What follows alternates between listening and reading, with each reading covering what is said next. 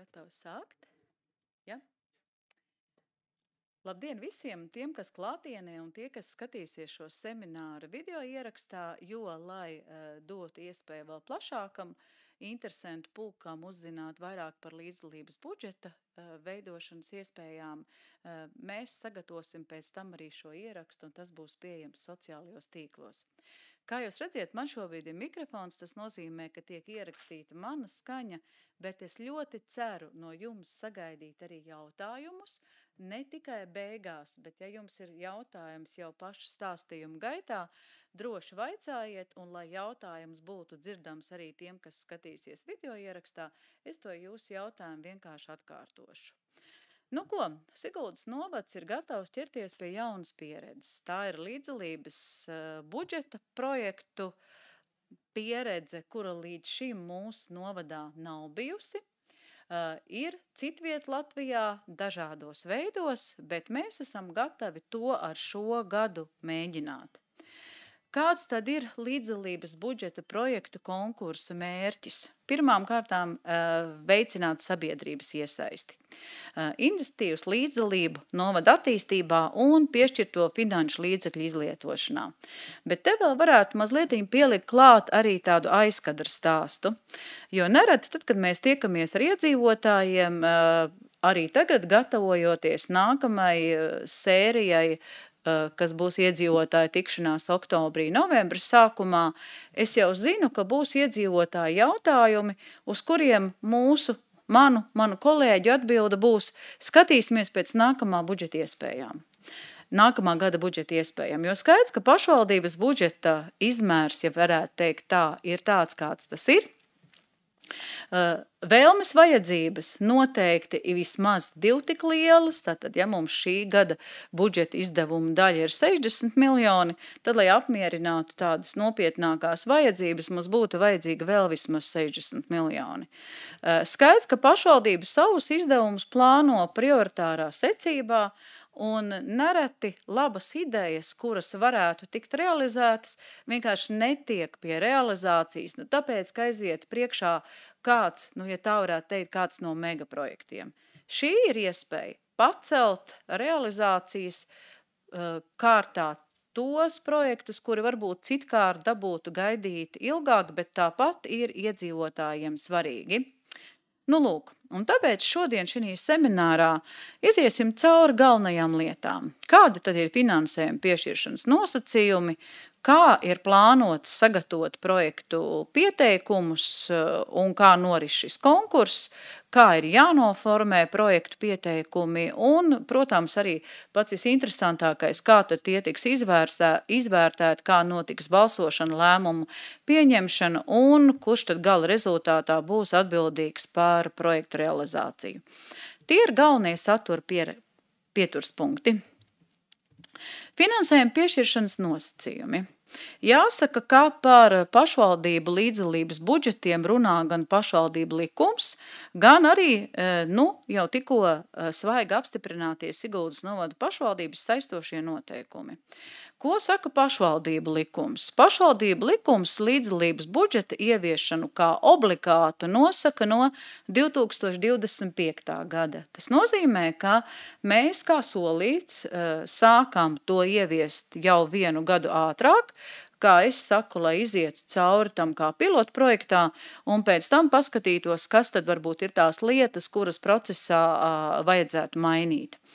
Finansējuma apmērs. Pašvaldību likums paredz, ka līdzdalības budžetam no 2025. gada ir jāparedz vismaz 0,5% no pašvaldību vidējiem ienākumu nodokļu un nekustamā īpašuma nodokļa faktiskajiem ieņēmumiem. Ja mēs rēķinām pēc pēdējiem gadiem, tad tā summa, ko paredz likums Siguldas novadam, būtu kaut kur robežās no 135 līdz 160 tūkstošiem, ja rēķina šo te vidējo. Tātad tāds ir kopējais apmērs. Tāpēc arī pašvaldības saistošajos nolikumos, skatoties, lai būtu iespēja arī realizēt lielākus projektus tai pašā laikā, lai varētu realizēt vairākās vietās, mēs šobrīd esam iestrādājuši augstākos griestus. Tātad šobrīd saistošie noteikumi paredz, ka vienam projektam ne vairāk kā 35 000. Sākotnēji mēs bijām ielikuši arī apakšējo robežu, bet tad pēc iedzīvotāja ieteikuma, pēc jautājuma, kāpēc mēs ieliekam kaut kādu apakšējo robežu, piemēram, 10 000, varbūt, ka ir kāds labs projekts, kuru var realizēt arī par 5 000. Tātad, šī ir maksimālā vienas projekta idejas summa. Un tad jau, kad būs norisinājies šis konkurss, mēs varēsim redzēt, kā tad mums izveidojās visa šī līdzdalības budžeta summa kopumā, kuru iekļaut nākamā gada budžetā. Tāpēc arī kalendārais plāns līdzdalības budžeta projektam ir izveidots tā, lai visas norises, projektu pieteikumu iesniegšana, izvērtēšana, balsošana notiktu tagad rudens pusē, un mēs principā jau uz nākamā gada budžetu varam iet jau ar pavisam konkrētu piedāvājumu, kas būtu un kādi būtu šie realizējumie projekti. Tai pašā laikā arī iespējams sabalansēt, skatoties, kam tērēt, kam netērēt naudu no pārējā pašvaldības budžeta. Tas par finansēm. Kritēriju, es domāju, arī jums šeit zālē esošajiem, tas viens no jautājumiem ir, kas tad būs šie te attiecināmie projekti, ar ko tad varētu pretendēt uz līdzdalības budžetu. Tātad par projektu kritērijiem. Pašvaldība likums nosaka, ka līdzdalības budžeta projekti var paredzēt ieguldījumu pašvaldībai piederošā īpašumā. Tātad ir pašvaldības teritorija, zeme, laukums, ēka, kur ar līdzdalības budžeta palīdzību tiek veikti uzlabojumi. Tāpat patiesībā arī iepriekš citās programmās, piemēram, kultūras un sabiedriski nozīmīgu pasākumu programmā, ir bijuši gadījumi, kad pašvaldības līdzfinansējums tiek ieguldīts citai personai piederošā īpašumā, tikai šeit ir svarīgi, lai tā cita persona vai privāta persona vai fiziska persona būtu gatava apliecināt un slēgt līgumu par to, kā šajā īpašumā notiks tāds ieguldījums. Piemēram, klasiskais piemērs varētu būt daudzviet ciemos un pilsētās ap daudzdzīvokļu ēkām ir tikai un vienīgi šo te ēkām piederošā zeme un nav pašvaldības zeme, bet ļoti vajadzētu, piemēram, kādu atpūtas zonu izveidot. Tas nozīmē, ka tad ir jābūt apliecinājumam, ka šī zeme, uz kuras varētu realizēt šo projektu, tātad ir īpašnieka atļauja, ka to varētu darīt. Klasiski līdzdalības budžetu parasti saskata tās pirmās idejas visbiežāk kādām taustāmām lietām, jau varbūt arī šie manis nosauktie piemēri, bet tikpat labi tās var būt arī tā saucamās mīkstās lietas. Tās var būt citas rīcības, kura rezultātā tiek uzlabota kāda no pašvaldības funkcijām un ir ieguvums iedzīvotājiem. Tātad tie var būt procesi, tie var būt arī notikumi, kuriem tiek novirzīts līdzdalības budžets. Bet jebkurā gadījumā, tā kā to nosaka arī pašvaldība likums, ir svarīgi, lai šie ieguldījumi būtu ekonomiski pamatoti, sabalansēti ar finansējumu, kas nepieciešams ir uzturēšanai, ilgtspējai, un galvenais, lai šī projekta rezultāts ir plaši pieejams iedzīvotājiem.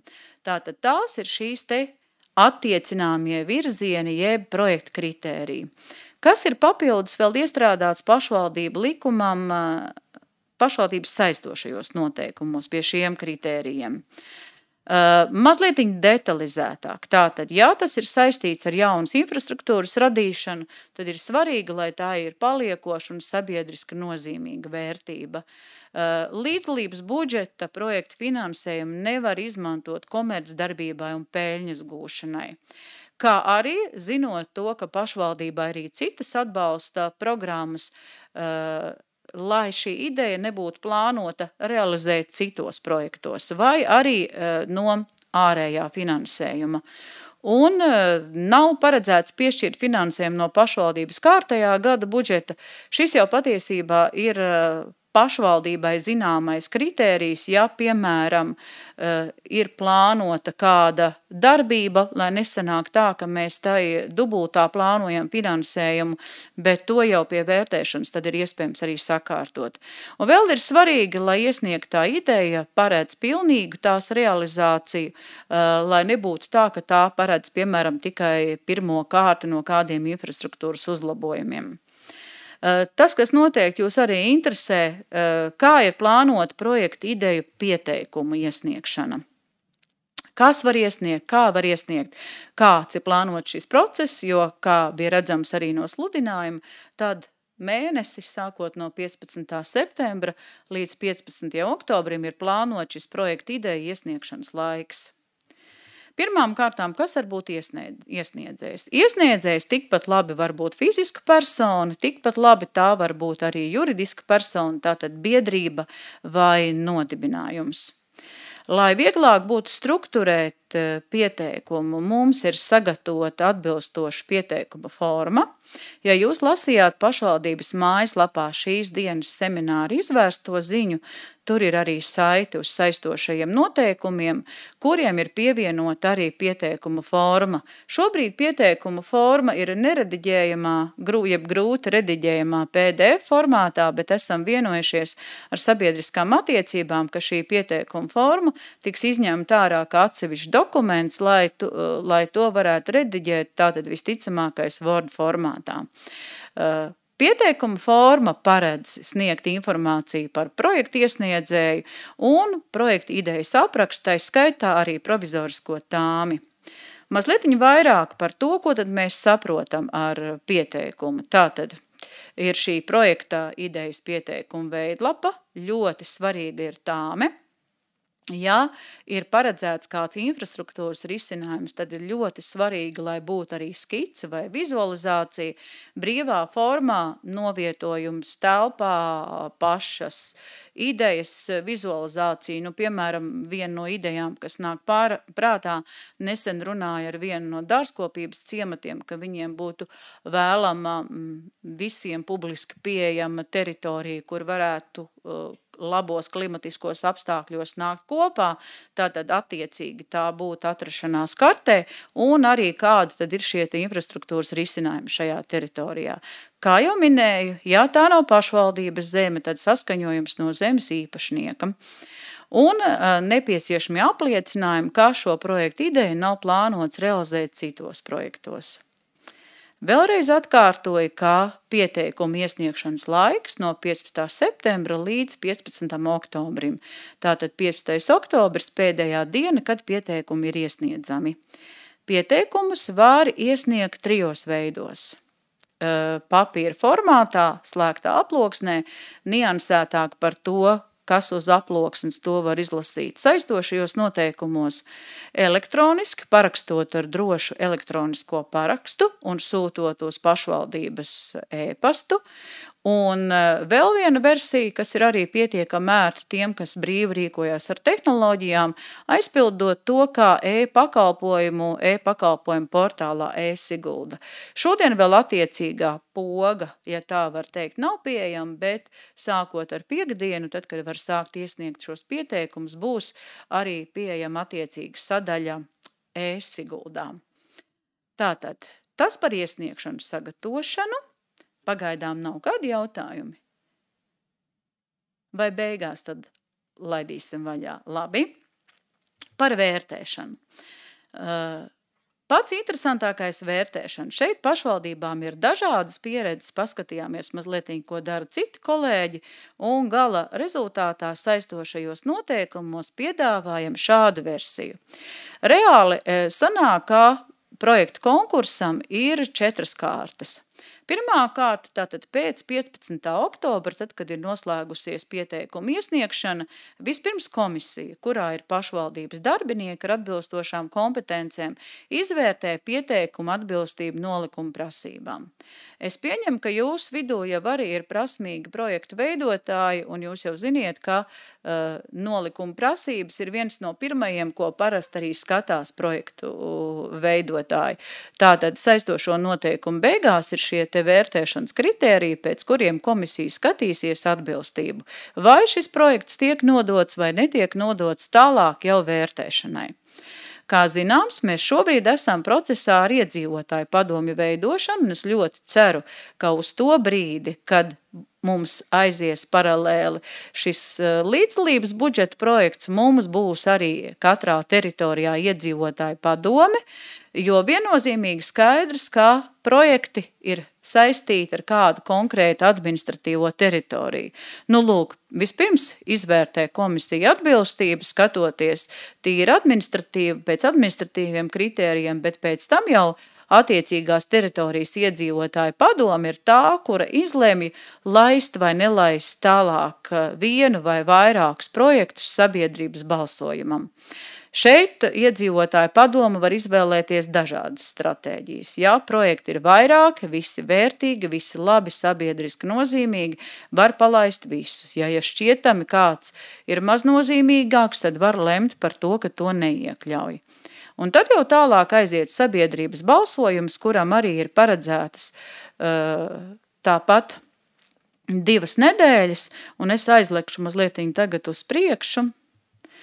Jo kas ir interesanti, ka sabiedrības balsojumā, lai iegūtu pēc iespējas vienlīdzīgāku iespēju dažādām teritorijām ar dažādām iedzīvotāju grupām, mēs esam sadalījuši visas administratīvās teritorijas, uz kurām tiek veidoti šie līdzdalības budžeta projekti, 3 balsošanas grupās. Un ja es esmu balsotājs, man obligāti ir jānobalso par vienu projektu no katras grupas. Nu, pieņemsim, ja Sigulda būs iesniegusi 3, es izvēlos, kuru no Siguldas, tālāk es skatos, kurš man šķiet pievilcīgs šajā 2. balsošanas grupā un tāpat 3. balsošanas grupā. To, ka šāda vairāku balsu nodošana strādā, mēs pārliecinājāmies šī gada sākumā, kad bija jālēmj par balvas 20 000 apmērā izmantošanu kādā no teritorijām, kuru mēs ieguvām, tātad balvu ieguvām konkursā ģimenei draudzīga pašvaldība.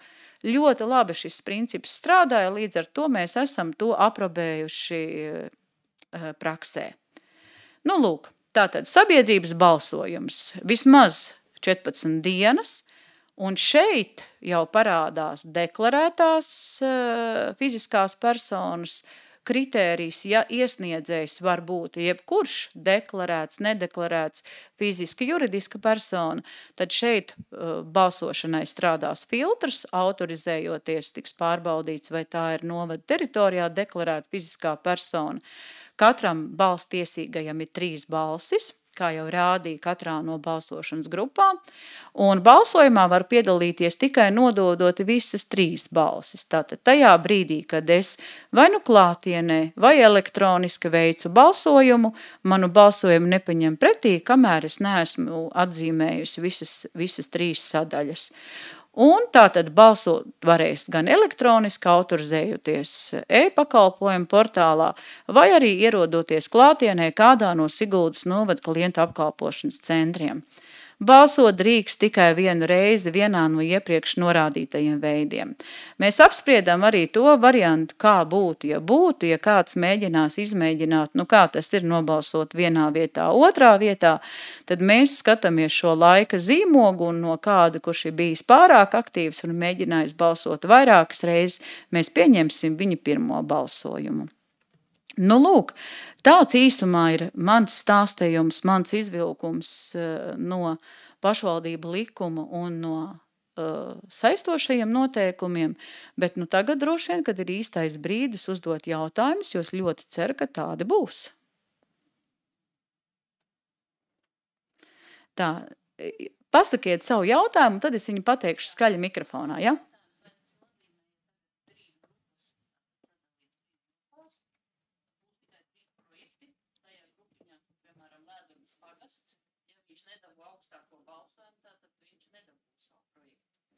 Tātad jautājums ir par to, ja ir 3 grupas vai būs tikai 3 projekti.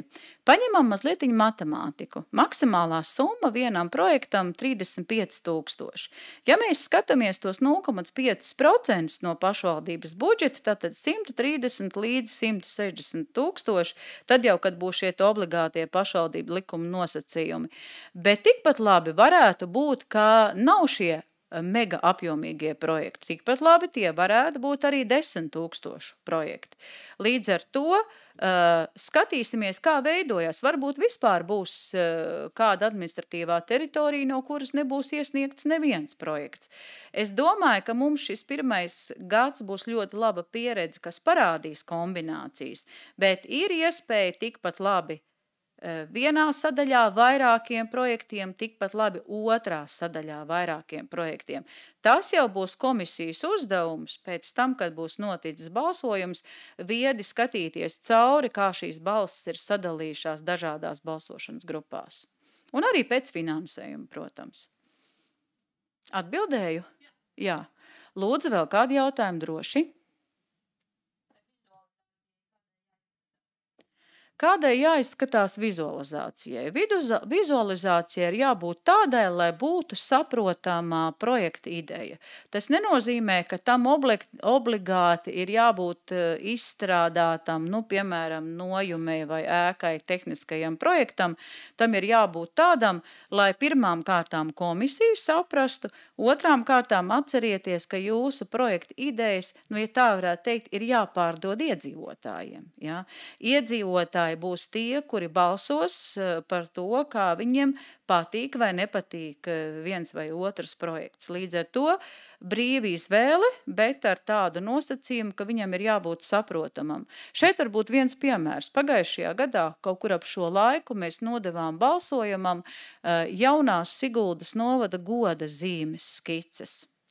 Un nodevām 3 skices, no kurām 2 bija izstrādāta šī te vizualizācija tehniski ārkārtīgi precīzi, 3. bija skicēta ar zīmuli, tā patiesībā bija tāds mākslinieka piedāvājums. Šī te 3. skice, kura iespējams, ja būtu izstrādāta tehniski detalizēti, iespējams būtu arī uzvarējusi, bet šis te zīmuļa skicējums iedzīvotājs nepārliecināja. Tā kā saprotami, bet pietiekami apetītlīgi, ja tā varētu teikt. Ja? Vēl kādi jautājumi, lūdzu?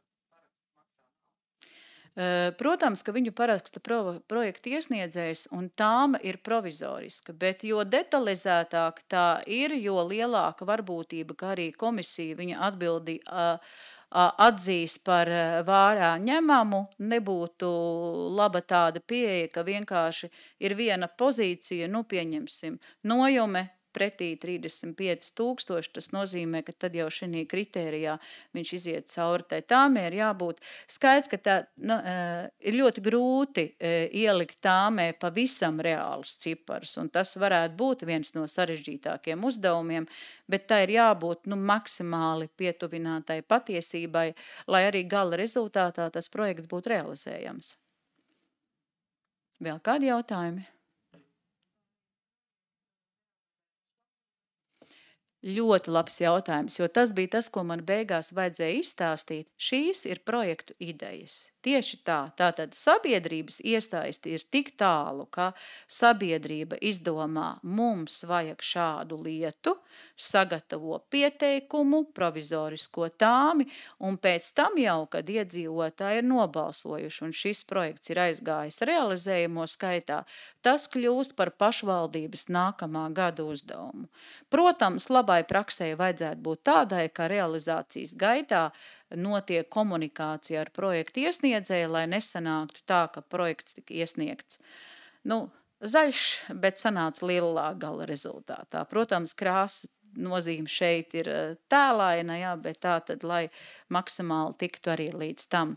Saistošos noteikumos ir arī tāds teikums, ka projekta realizācijai nevajadzētu būt ilgāk par 2 gadiem.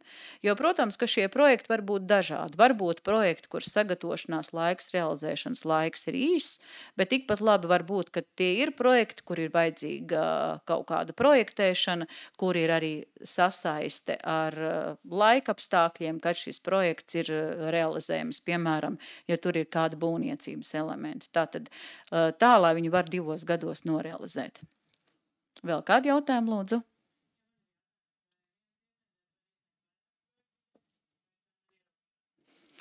Linards sēž zālē. Linard, manuprāt, mums nebija ierobežojumi vienam iesniedzējam. Es šodien no rīta lasīju.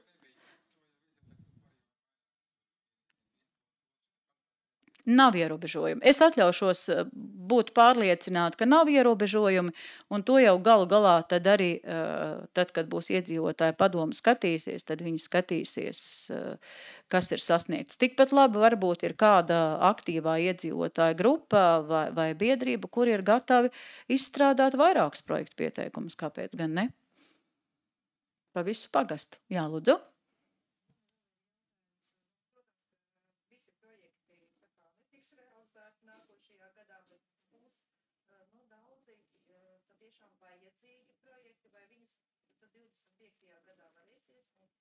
Nu, principā šis konkurss ir paredzēts katru gadu. Līdz ar to skaidrs, es domāju, ka mums pirmais gads, arī pirmā gada pieredze ļoti daudz ko pateiks priekšā, bet nevienam nav liekts savu projektu iespējams nepieciešamības gadījumā pilnveidot un iesniegt arī nākamajā gadā. Tikpat labi es pieņemu, ka varbūt šo projektu ideju konkursā būs arī tādas idejas, kuras jau tālāk aiziet varbūt pa citu ceļu pašvaldības darbos. Tātad tas bija jautājums, vai var būt situācija, ka vienu projektu, ja viņš neaiziet, netiek apstiprināts realizēšanai šajā gadā, ka viņš atkal konkurē nākamajā gadā. Ja? Vēl kādi jautājumi, lūdzu? Lūdzu?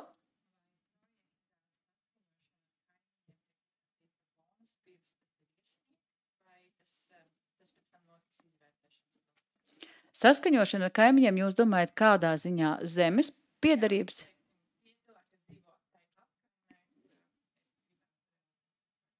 Tā tad ir apkaime, realizēt jūs gribēsiet realizēt uz savas zemes, ja? Bet, jo redz, tur ir svarīga tā zemes piederība. Ja jūs plānojat viņu realizēt uz svešas zemes, tad šī zemes īpašnieka piekrišana ir obligāta, ja? Citādāk nevar būt. Bet, ja ir projekts, par kura, lai gan no vienas puses no saskaņošana ar kaimiņiem, tajā brīdī jau, kad būs iedzīvotāju balsojums, tas jau arī ir. Tie jau arī kaimiņi tuvākā un tālākā mērogā. Jo tas ir stāsts par to, ir jūsu vizualizācija, jūsu ideja vai attiecīgās administratīvās teritorijas iedzīvotāji redz viņu tur tādu. Jo kā atsevišķi kritērijs tas nav, bet es domāju, ka pie šīs te projekta popularizēšanas, jo viena lieta es vēl nepateicu tajā brīdī, kad šie projekti tiks nodota balsošanai, mēs par katru projektu sagatavosim arī īsu anotāciju, lai būtu pieejams arī skatoties elektroniski, jo citādi, kā tad es zinu, par ko balsot. Ja?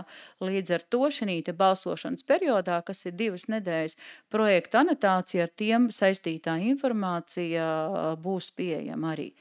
Tā kā tas saskaņojums ar kaimiņiem, droši vien jau ir jūsu risinājums, kā jūs to redziet, bet, protams, ka tieši tāda kritērija nav, bet tas var noderēt. Kaimiņus pārliecināt, ka šis projekts ir vajadzīgs.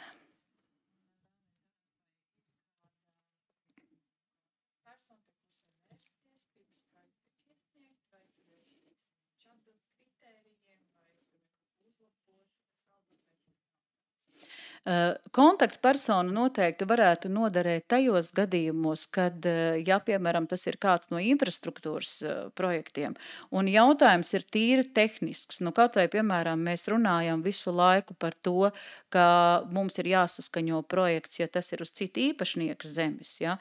Bet droši vien, ka būtu arī prātīgi, piemēram, ja to ir paredzēts realizēt uz pašvaldības zemes, uzdot arī jautājumu par to, kur kā tad vai vispār tajā zemē to ir iespējams realizēt, un vai tur nav kaut kāda apgrūtinājuma.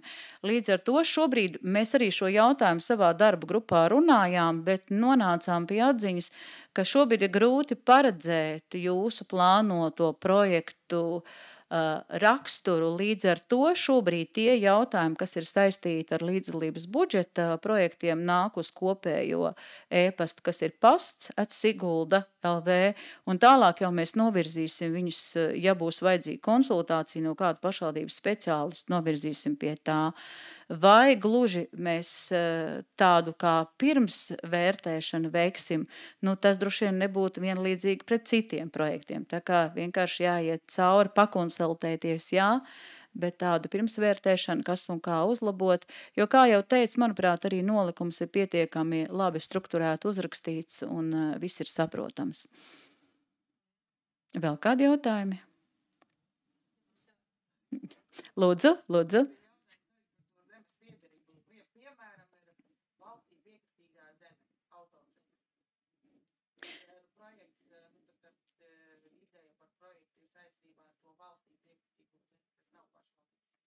Tad varētu būt, noteikumi ir tie paši. Jā, visos gadījumos, arī tad, ja tas ir, vai tā ir fiziska persona, vai tā ir valstī piekritīgā zeme, jebkurā gadījumā ir vajadzīgs arī, piemēram, ja tie ir Latvijas valsts ceļi, tad ir vajadzīga arī piekrišana no viņiem, jo mēs nedrīkstam, ne pašvaldība savās rīcībās, ne arī neviens cits nedrīkst neko plānot citi īpašnieki zemē bez piekrišanas. Jā, ja grib tātad jautājums tiem, kas skatās mums video ierakstā, bija jautājums, ja tā ir valstī piekritīgā zeme, arī pirms tam ir jāsazinās, jo citādāk mēs sabūvēsim gaisa pilas, kuras pēc tam, diemžēl, nevarēsim realizēt, jo to nepieļauj īpašuma piederība, jā. Lūdzu?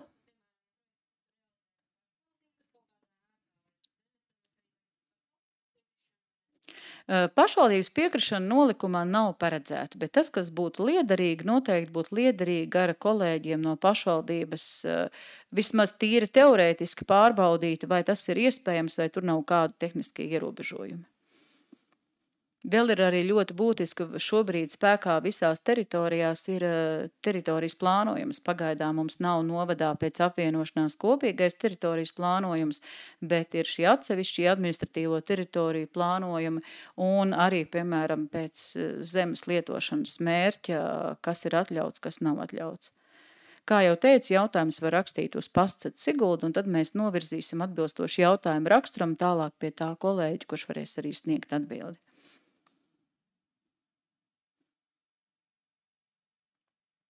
Vēl kādi jautājumi? Lūdzu?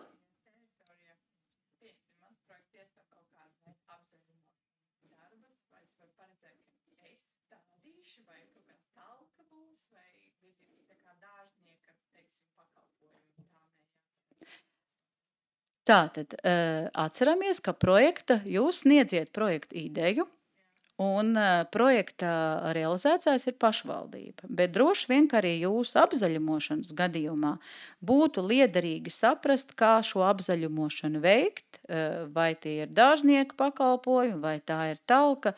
Par talkām speciālistu viedokļi ir dažādi. Jā. Ir talkas, kuras vajag organizēt, ir talkas, kuras labāk nevajag organizēt. Tā kā jāizsver, vai tie veicamie darbi ir vai nav talkas ietveros paredzami. Bet arī šeit var uzrakstīt to jautājumu, un uzreiz es jau zinu kolēģi, kuram tādu jautājumu pārvirzīt, un kurš atbildēs.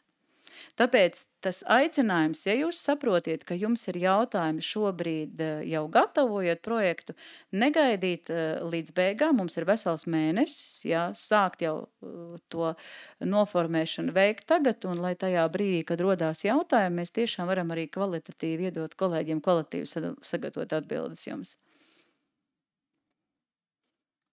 Vai ir vēl jautājumi?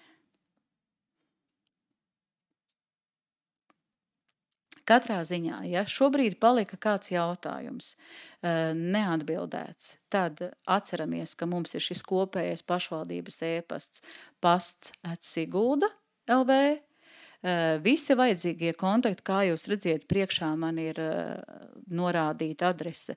Siguldas mājaslapā būs arī šī stāsta video ieraksts, bet arī saliksim pārējo kontaktu informāciju, lai jūs varētu iegūt atbildes uz saviem jautājumiem jau gatavošanas laikā.